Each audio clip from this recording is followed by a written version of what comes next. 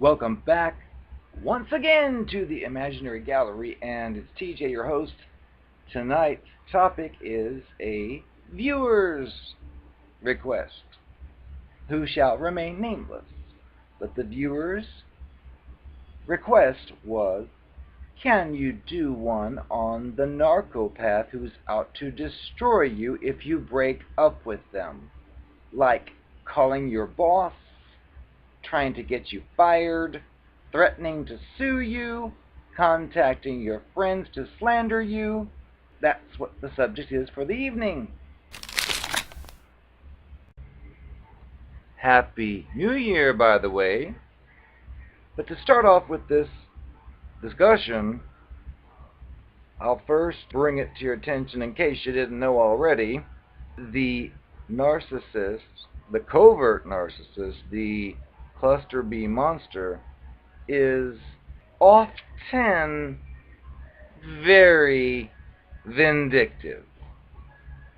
And with this particular viewer question, has to do with how such a person would be out to destroy you if you break up with them.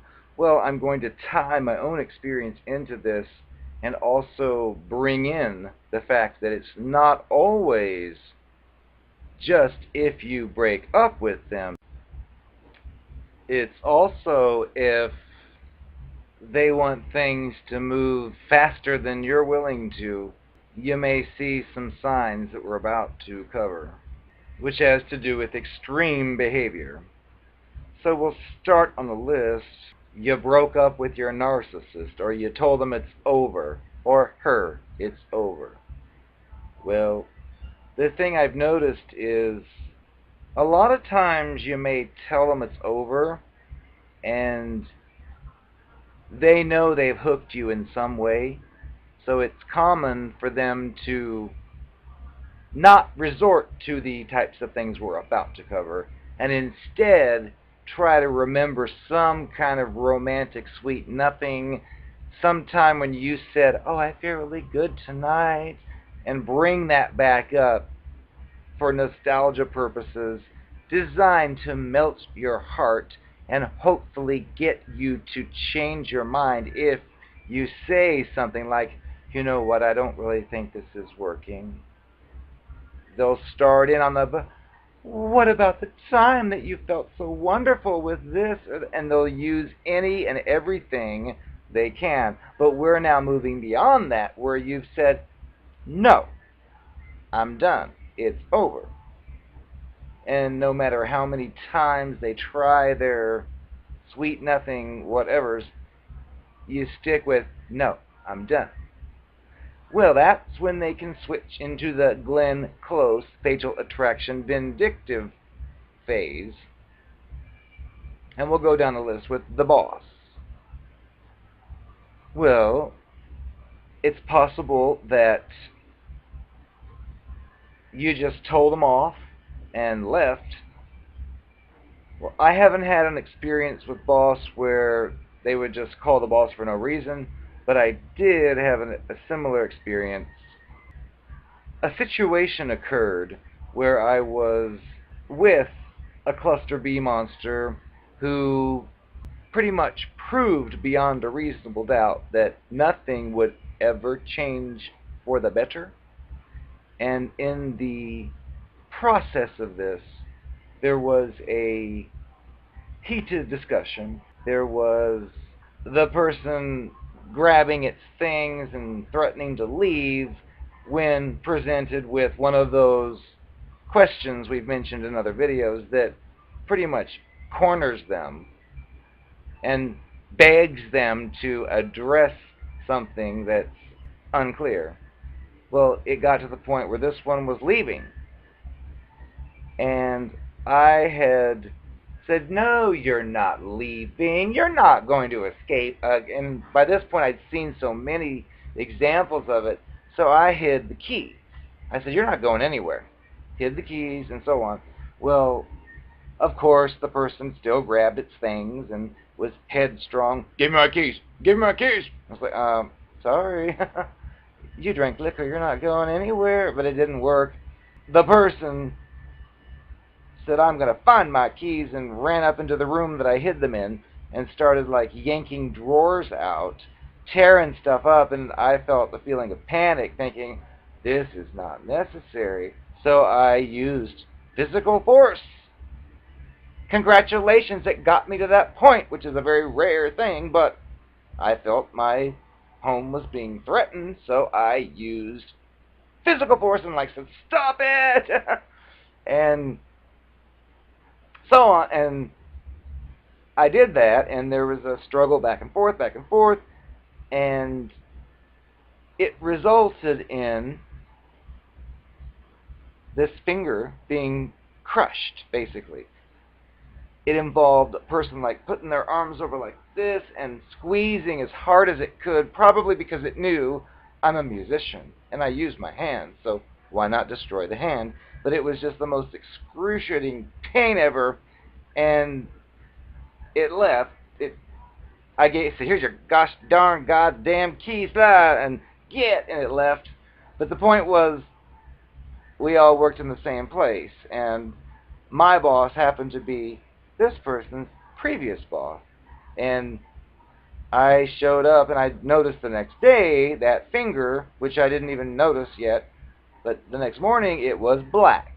It had been basically crushed, which I noticed it kind of felt funny, but it was crushed. During my workday, I had gone down to our diner, where a certain employee worked that I talked to daily, and I said, hey, look what your monster friend did, and I showed the finger off. I didn't think anything of it, I just said that, then I went back to work. Well, evidently, that person went down to the diner too, and gossip was spread, and it was, so, I heard you broke TJ's finger, and evidently, that sent this viewer question into action where the monster went to my boss, which used to be its boss, and I didn't know what happened, but I just saw it and thought, what's this about? Later, the boss said, could you come speak to me, please? And in this case, what the story was, it wasn't the narcopath calling the boss saying, he's a horrible person, fire him. It was going to the boss and telling the boss, TJ is telling people that I broke his finger, and that is not true, and blah, blah, blah. And the funny thing was that this creature had told the boss things like we're discussing here. He needs to be punished. He shouldn't be telling people this. It's not true. La, la, la.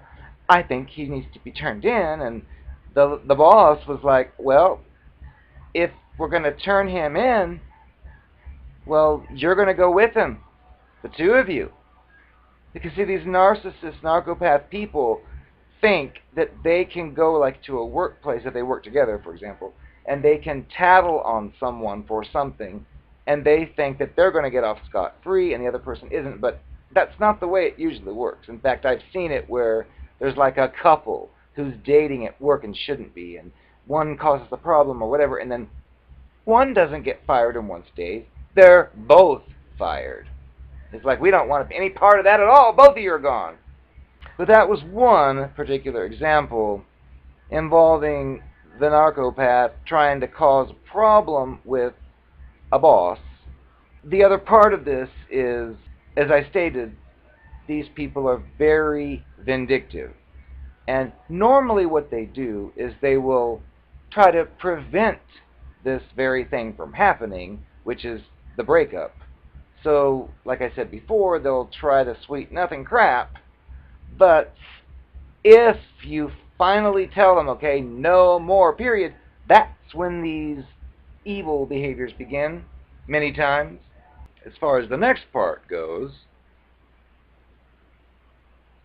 the narcissist narcopath threatens to sue you Well, I had that very thing happen when, way back when I was in early 20s, involved with what I thought was, at least physically, the most perfect specimen ever, only to determine it was a whore that liked to have sex with anybody and anyone it could, as well as see me on a regular basis, which I thought something was wrong with. What happened was, we dated for a while, for many months, and Valentine's Day was coming, and this whore had said, I have an idea. How about on Valentine's Day, we become exclusive and just date each other only? And I thought, well, that sounds like a good idea, even though I knew this person was a loose whore, but didn't know, of course, the extent of how that works when I was that young. But I said, sure. Well, we used to go to this specific nightclub that night, all excited, thinking, oh, tonight's going to be the night. Oh, yes. And I was there, and the other person wasn't. So I thought, well, where is it? So I picked up the payphone and called. And turns out the creature answered, and I'm like, where are you? I'm still driving, it said. And I was just grasping at straws, and I said, are you out with a date? And the response was, yes. And I thought, this is retarded. Okay, it's Valentine's Day. This is the special night, and you got a date? And I was kind of pissed off. So I don't know how the conversation ended, but regardless, the creature showed up with a date, which I'm not sure what was going through its head, but I was livid, thinking, this is a special night, or so I thought, and you got this here? I was a young college kid, and I saw the two of them standing together, and I just felt hatred. And I know it's not the other person's fault, but of course it's easy to take it out on them because it's an obstacle. I ended up picking up a red drink in a glass, walked over to the date, took the glass, lifted it over the head and poured it, and then dropped it, clunk, and then turned around and left, which I know is the wrong thing to do now. I was again a kid. That's assault. But I started to walk away. Well, the narcopathic monster saw this whole thing, and I was wearing this black leather motorcycle jacket. Well, it grabbed the neck and like yanked it back, and I was trying to leave, and it just pulled. Oh, I was pulled back, so I grabbed each side and I went like this, yeah, and I just walked off. Well, evidently, I found out in the in the process of this person's finger had been stuck in the jacket and was broken as a result. So, two broken finger stories with two different people, decades apart. Skip on to whatever. I was through with it, thinking this is a joke. I'm done. I'm through with this monster. Well, I got a message. I got calls. I wouldn't answer. It's like, I'm not picking up the phone for that creep. The phone kept ringing. Well, finally a message appeared saying, I need to talk to you. My finger is broken. I'm going to sue you. And this was a hairdresser that used its finger to cut hair. Of course, so I'm going to sue you. But we can still date. And that's like a line that I've shared with people, and we all laugh at it because it's like, I'm going to sue you, but we can still date. Retarded. But anyway, that's what it did. I was through, and it wanted to sue. The next one was calling friends to try to destroy your credibility, which I found usually happens when the narcissist narcopath is creating flying monkeys out of your peers, which is common for them because usually they don't have a set of peers. They're just on their own, and you've got your set of peers, so they want to look at each one and see which one they might be able to manipulate and ignore the ones they probably won't be able to, because they have those senses that tell them who is gullible and who isn't. But they normally will pick the few who are very impressionable, who will believe whatever it says. When, for example, you tell them off and say you're through, well, if they've established enough flying monkeys from your side, what they'll typically do, like what I experienced, was send these heartfelt, heartbroken messages to the flying monkey friend, and then, of course, the flying monkey friend would just simply forward to me. And I'd think, you're playing the role you're intended for. But I would get these messages that would talk about this heartbreak and all this stuff, and it's like, I don't think so. Another example was when I had been living with Monster for over a decade, and at the end it started announcing, oh, I'm going to this concert, oh, I'm doing this and I'm doing that, and I found out it had like gone off to an all-night excursion with some date while the two of us were still living together and hadn't ended anything yet. And I figured, you're going to spend the night out all night, the first time ever since we've been here for 11 years. Okay, so I figured you have to fight fire with fire sometimes. So the following weekend, I went out on my own because I hadn't left the home yet. So I went out on my own to Night Spot, and luckily another person had said, hey, want to come back to my place afterwards? And I thought I would be glad to, because I still lived with that monster. Well, I went ahead and went off to the other person's home. Finally, I fell asleep, whatever, and then got up, and the next day was heading home, and I got a strange message from my parents. So I called back and I said, what's going on here? Turns out the monster I had lived with, who had never called my parents before, called my parents and said, I'm worried about TJ. He didn't come home last night. Which they've never heard anything like this before, which would probably make them panic because they don't know about my comings and goings in regular life. But it was a dramatically presented story where the parents are calling me, are you okay? So-and-so called and said you were not coming home. And so I called back and said, yeah, that fool's a fool. I stayed out all night because that, and I told some of the details. But anyway, that's an example of what they'll do. They'll grasp at any straw they think they can grasp, whether you dumped them or you're about to dump them or they're dumping you. They will find the areas that are important to you, or so they think are important to you, to try to wreak the most havoc possible. But back to the viewer request. It is common, if you do not give these creatures what they want, they'll try and try and try and try first before switching to the next level to get you to not leave them. But if you make it clear you're gone, that is when many times things like the ones I've discussed, even though they're not always exactly tying into where I've said it's over and it happens, it's the same style of harassment that they will take against you.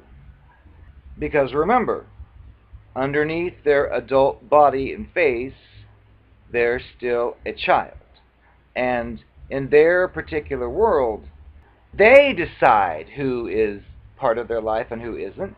And if you rob them of that option and say to them, I'm through now, and their efforts to pull you back in don't work, look out. That is when they become the evil, vindictive Glenn Close monster.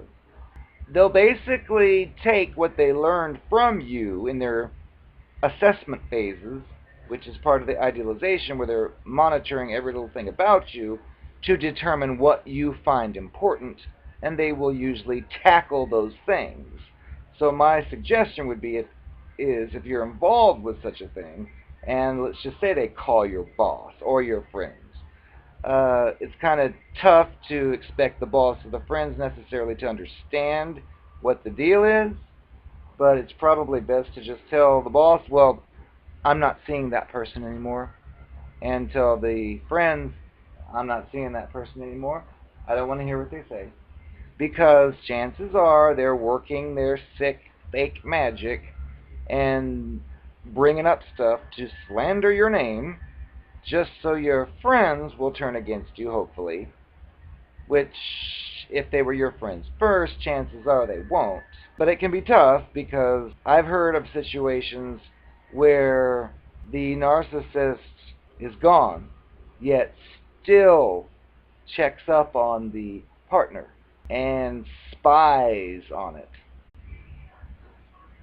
The good news here for you, though, is if you are simply 100% honest with whomever this creature happens to contact and just state the very bare minimum facts, many times the narcissistic cluster bead monster who's contacting the boss or the friends or the family or whatever, they'll succeed in making a fool of themselves.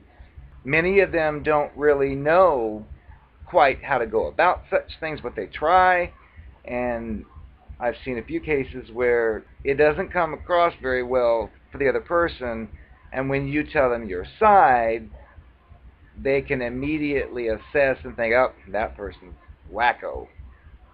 So that's one thing that may work in your favor. However, some of them are craftier than others. It's very possible it can happen still.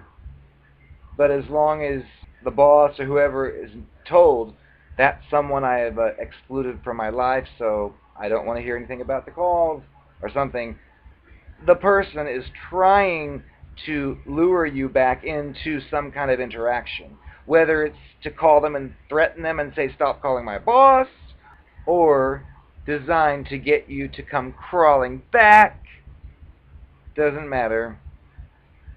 When you step back and look at what they're doing, it's actually pretty pathetic. Do you remember when you told me you didn't like your mother? You didn't like her? Well, I met her. And do you recall, about a week later, you said something or did something, and I said, you sound just like your mother. And you threw a fit. You screamed at me and dropped the egg carton on the floor so egg yolks went everywhere. Well, honey, when you did that, I knew that I had my strength. Of course, I faked apologized and told you I wanted nothing to go wrong between us, and you bought it. Well, do you recall later when you started to find out about my other lovers behind your back? Well, I couldn't stand for that. So, recall how I would repeatedly tell you, well, that again sounds just like your mother. You sound just like your mama. You're a chip off the old block. And what did it do? It pressed your button in, and you screamed, you shrieked. You called me the most horrible names in the book, and I felt so wonderful because all I did afterwards was go to your stupid friends and tell them how abusive you were and the names you called me. Now, of course, I didn't mention that I said anything about your mother. I just told them how unstable you were. And that's all it took. And they deserted you, didn't they? Didn't they?